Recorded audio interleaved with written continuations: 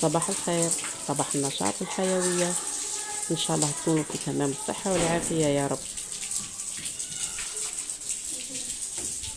الناس بكري قالوا ما دير راسك مشطة وما دير بيتك قشطة، يعني ما تهملي نفسك على حساب بيتك وما تهملي بيتك على حساب نفسك، تحاولي التوفيق بيناتهم قدر المستطاع.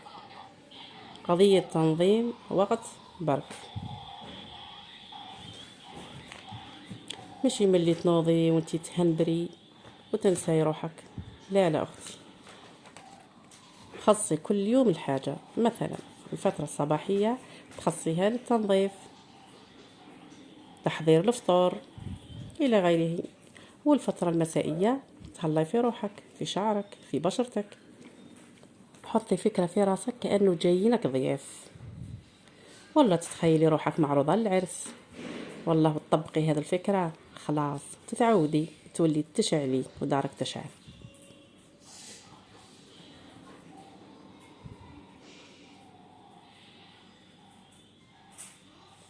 وحتى نفسيا ترتاحي، راه كلش يلعب دور. والله عن تجربة، شفتي كي تكوني فاشلة وتعبانة والدنيا مرونة، والله تزيدي تمرضي أكثر.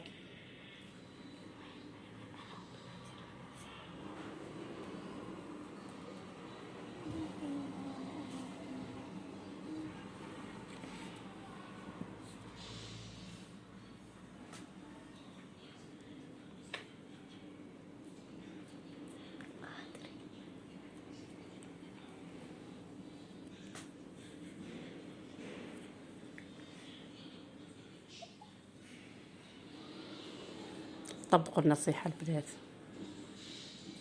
والله ما تندم.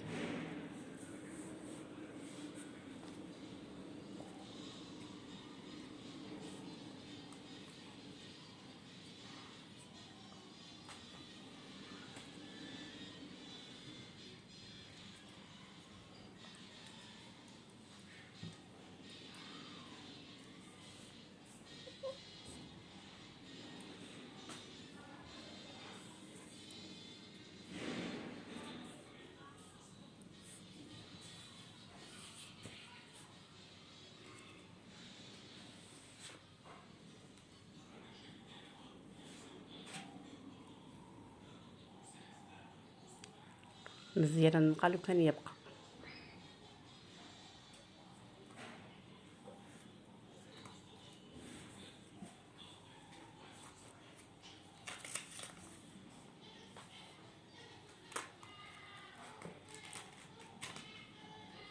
اليوم الجمعة قال لي راجلي واش ديري طعام تاع الرقدة. بنات كاين مناطق اللي يعرفوه كاين ما يعرفوهش،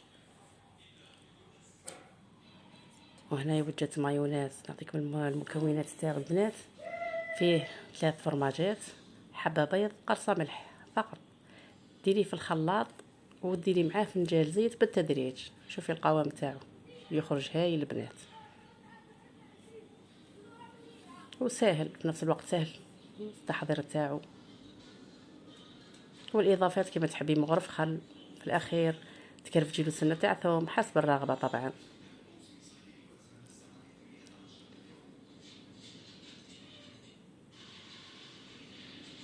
وهذو فطائر ولا خبيزات كما تحبوا تسموهم، حضرتهم ثاني خفيف ظريف للاولاد.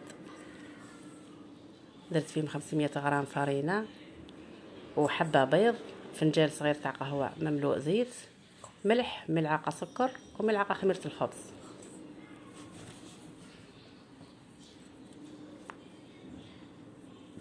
وهنا الحشو ما نسيت حاجه قبل، تقليهم في الزيت، هذو الخبيزات تقليهم في الزيت بعد ما تقرصيهم على سمك 2 سنتيمتر ولا اقل. ديريهم يتقلاو في الزيت كانك تقلي في السفنج عادي، ترمي بالملعقه من فوق باش تنفخوا الخبيزات ولا الفطائر تاعك. وبعد ما يطيبوا ويبردوا تفتحيهم كما راكي تشوفي وتعمريهم. بيض مشرشم، بطاطا مقليه، بصل، طماطيش، شلاضه، كما تحبي، دجاج، ساندويتشات. كل وحده ولادها واش يحبوا ياكلوا.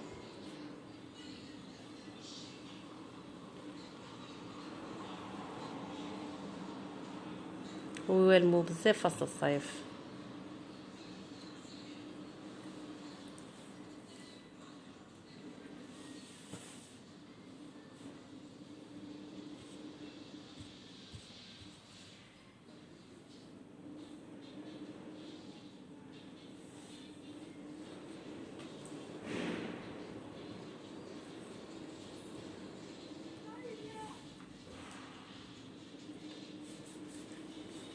شوفي الهشاشه تاعها جاو روعه ما شاء الله.